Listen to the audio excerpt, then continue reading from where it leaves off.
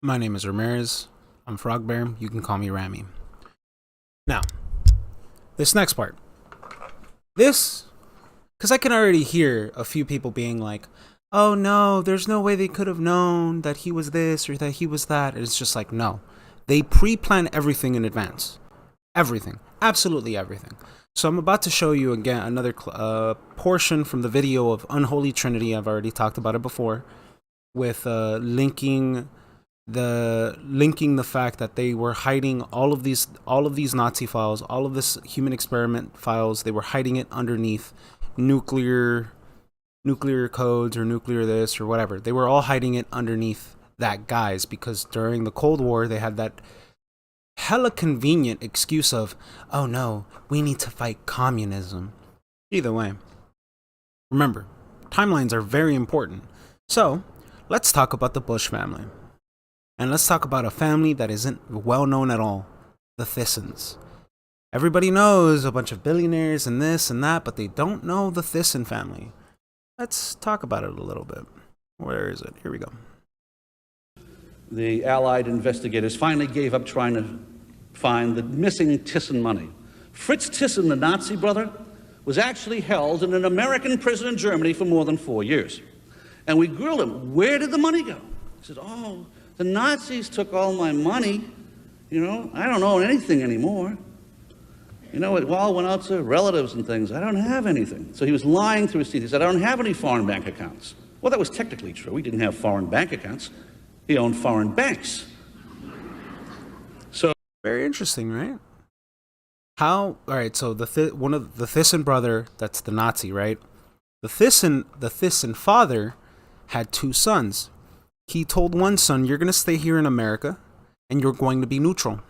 And he told the other son, you're going to go to Germany and you're going to be a Nazi. They purposefully planned this well in advance. Timelines are very important because it's all the same actors, it's all the same people, it's all the same funding mechanisms. Let's listen a little bit more. So one of the reasons that Thyssen got away with it was that he had a very good lawyer, and his lawyer was Allen Dulles. Now, Allen Dulles was in charge of U.S. intelligence investigations in Germany after the war. It was very convenient because... Absolutely convenient. Absolutely convenient. But wait, there's more. Who was he the lawyer for? Allen Dulles was also the lawyer for the Thissons, and also the lawyer for the Bushes. The law firm of Sullivan Cromwell, to which Allen Dulles and his brother belonged, was actually the law firm that handled most of these bank transactions and set up the companies. They were the people who helped direct American investment in Germany during the 20s and 30s. And now, so, you're telling me that the lawyer, who not only works for the law firm that was handling all of the money that was leaving American investors, right? All of the American investors were using Sullivan and Cromwell to then use that money to then invest into Germany. That same law firm was also the law firm that this lawyer worked for, who handled the investigative process of figuring out where all the Nazi money went. Wow, how convenient. How absolutely convenient for them. it was up to the Dulles brothers to help their clients get their money back. In particular, the Rockefellers had a huge chunk of money in Brown Brothers Harriman, which the Bushes had invested in the Thyssen Empire. And the Rockefellers had no sense of humor about going broke. They wanted their money back. And so in 1951, everything had quieted down. Allen Dulles and his brother were about to become members of the Eisenhower administration. Wow, how convenient. Once more, how these same brothers that relate to the same family that was essentially investing all of this American and British money into the German Empire, right? They basically made a killing and a fortune from the war, were the same brothers that were about to join the Eisenhower administration? Wow, how convenient to have that much political power or that much political influence. Wow. The New York bank that the Bushes ran was quietly liquidated. Now, Prescott Bush and Walker each got one share of stock worth $750,000. So the Bush family took out $1.5 million in 1951 dollars. That's where the Bush family fortune came from. It came from the Third Reich. Wow, how absolutely convenient. So, I bring this up to tie it all together, right? Because it's all the same families, it's all the same foundations, it's all of the same investors who are actively moving resources. They're actively moving people. They're actively employing companies like IBM. Because the reason why IBM fits into all of this is because IBM, in advance, went to these places that the Third Reich was about to invade, cataloged every single person that lived there, cataloged their resources, cataloged their fortunes, cataloged who they were, cataloged who their grandfathers were. How very convenient. When the Third Reich was about to invade Poland or about to invade Holland or about to invade France, IBM was there in advance. IBM not only was there in advance, but it was there to primarily write down where the fortune was, what were the resources, what were the most valuable things. And everybody's going to be like, wow, well, I don't... This was systematically planned. It was either known by Hitler or not known by Hitler. That's not the important factor. He was just the face, the voice, I was about to say títere. A títere is a puppet. He was essentially just the puppet. He was the one giving the show for everybody to follow along with, because they were using basic psychological tactics in order to employ on the people to get them to get into groupthink, to get them to believe that their problems were X, Y, and Z, when in reality, that was never the problem. It was a manufactured problem to get people, the populace, on board with becoming a totalitarian state, where the state would then control all of the resources. But who was controlling all of the resources? This is the important part, because the Thissens decided that one son was going to be a Nazi and that the other son was going to be a neutral entity in all this. But who was handling all the money? Colvin and Cromwell. And I'm just sitting here thinking to myself, wow, how absolutely convenient. And again, this goes into the nature of what a report is. This goes into the nature of what intelligence is. This goes into the nature of resource management. And back in these days, back in the early 30s, very few people had the logistical support to do any of this. And it all goes back to the same people, the same actors. And yet, I already know that there's this false operation going on the internet where they actively are romanticizing the Nazis. And in reality, it's all for what? It's all for the purpose of creating a psychological operation to divide people. And it's all based on science that is largely to this day has been refuted. But yet you still have people, oh no, I'm a race realist. I believe X, Y, and Z. Like Nick Fuentes was hilarious, right? Nick Fuentes said that he would only marry a girl with green eyes, right? Because he wants to pass that gene on. And, Mendel's theory would prove that.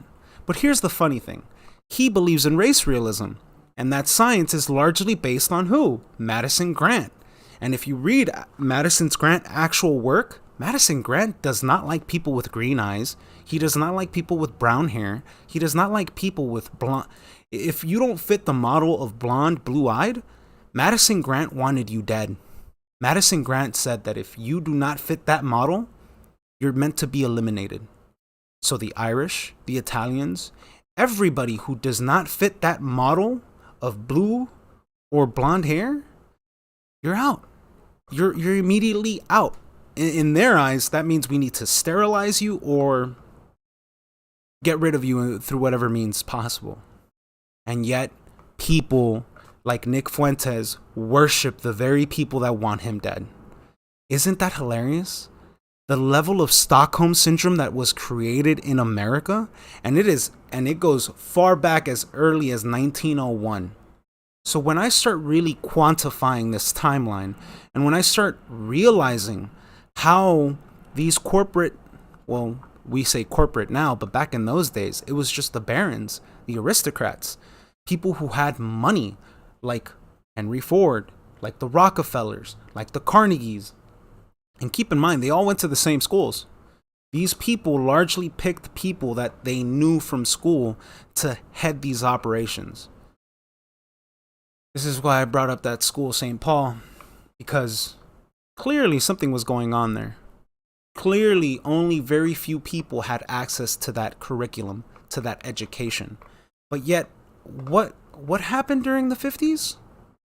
With Kinsley? With the abuse of children?